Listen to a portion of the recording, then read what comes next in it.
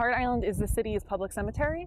Anyone who is buried by the city is buried on Hart Island. So that includes anyone for whom next of kin cannot be identified, anyone whose next of kin for whatever reason opts to have a public burial, or anyone who's unidentified. But there are actually very few unidentified people these days. In recent years, there's been fewer than 10 in a year.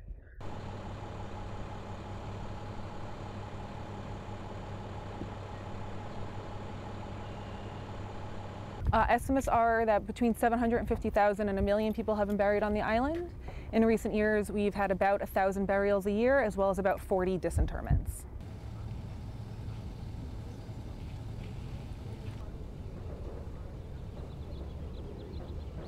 The plot markers represent 150 people who've been buried in that particular trench, and then our records include people's exact location within the trench.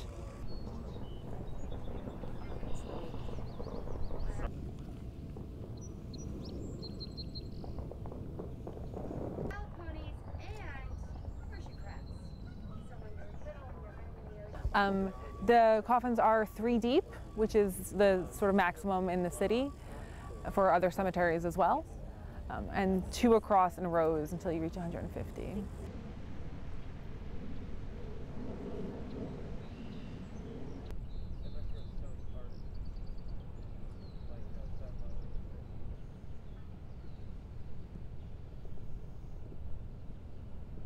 They're not mass graves in the way people might be imagining mass graves. Everyone who is buried in an individual coffin. Our staff actually only handle coffins. Medical examiner brings remains already in caskets.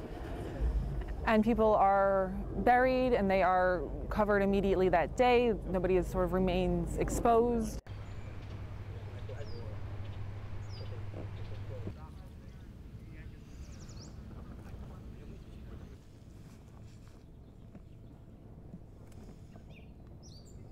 In order for me to come to visit her grave site, which is not her grave site, she shares it with 999 other babies in a large trench without a marker. There are no grave markers. But in order for me to come here, I have to plan 6 months in advance with the Department of Correction, ask to see if I can see her on one of their regularly scheduled dates, which is once a month.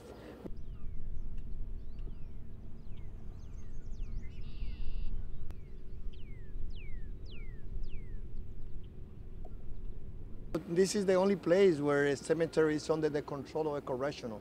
It doesn't happen in any place in the nation.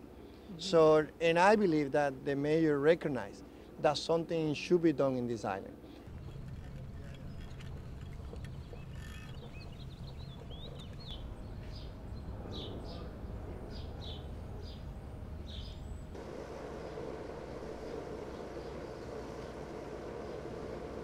Open Hart Island give the dignity and respect to the men and women, more than 1 million that have been buried in this location for 150 years. They represent the history of immigrants. They represent individuals who were homeless